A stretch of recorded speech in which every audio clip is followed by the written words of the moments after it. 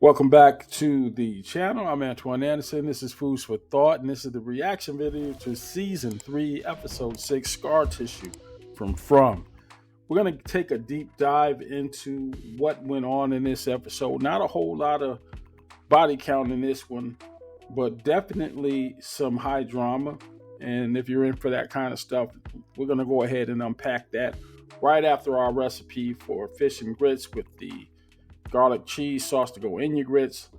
Let's talk about it after we eat. Now, this is the filler of the recipe right here, this cheese sauce. We're going to first add with some heavy cream, some Parmesan cheese, some butter. Then we're going to sprinkle it with a little salt to give it a little more zest.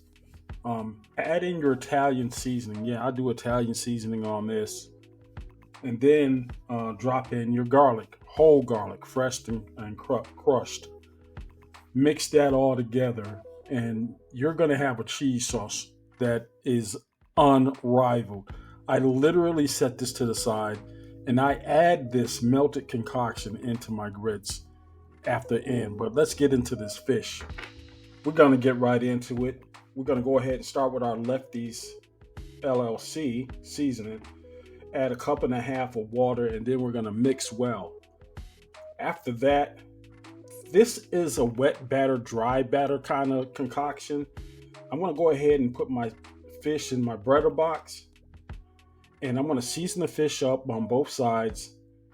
And then I'm going to dunk it in the wet batter and bring it back into my batter box and coat it with some more dry seasoning that I put on the bottom of the box. Now, my taste, I don't know if I want to do the wet batter again. The texture was a little off. Maybe I did something wrong here. Typically, I like my fish dry. If you just coat it with the dry seasoning and just put your seasoning into the batter, it comes out fantastic anyway. But just for those who have to have that wet batter, that flaky batter, you do get a good quality fish, but this one just wasn't to my liking. I think maybe the oil just wasn't hot enough. But at any rate, we're going to pair that with some grits that I put in a small pot right in front, and you're going to have the finished product right here.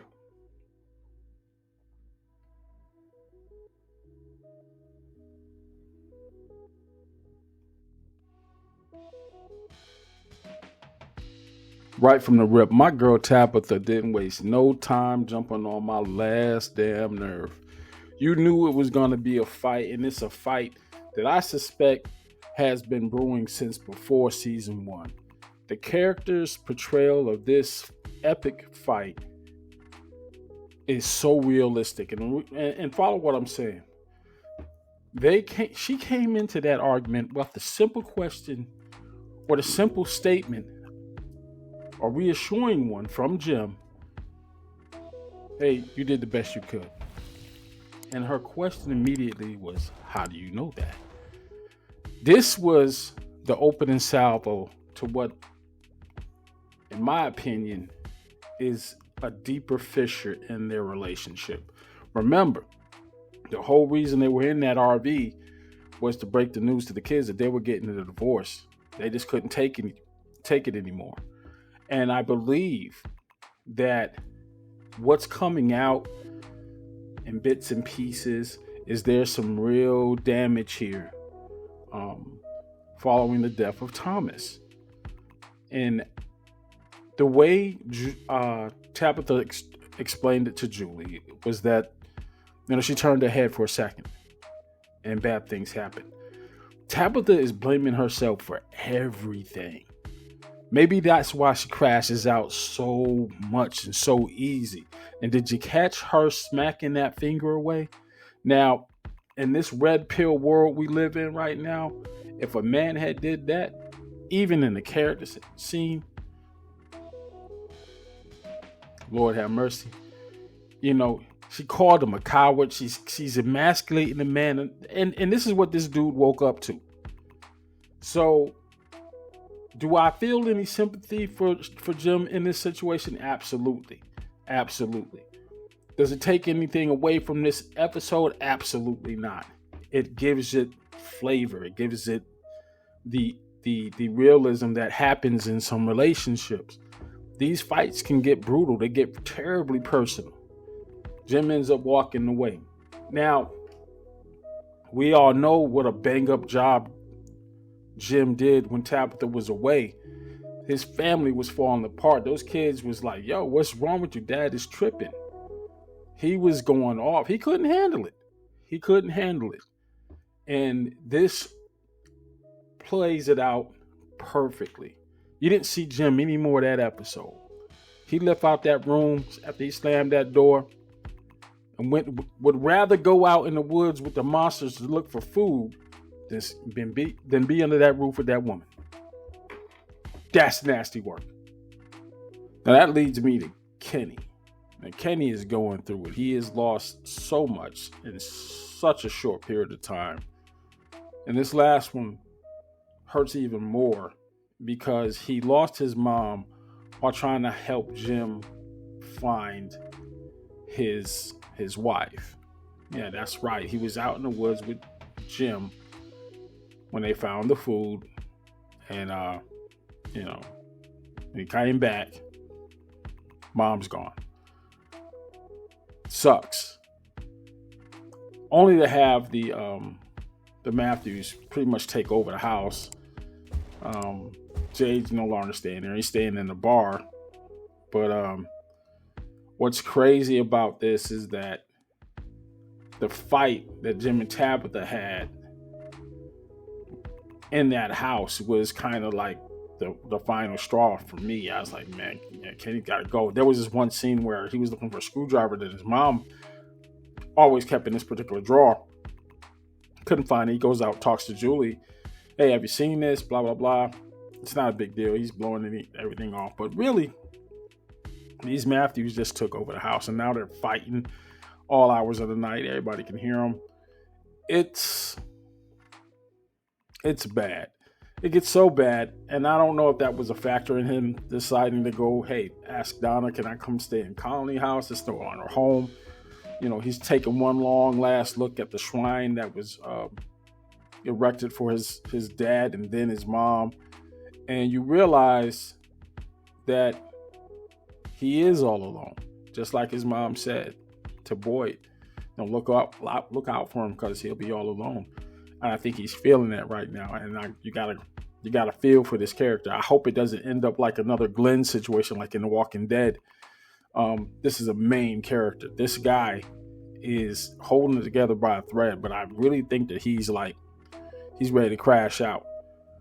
I mean, they were about to crash out and go underneath those tunnels and try to kill the unkillable monsters, right?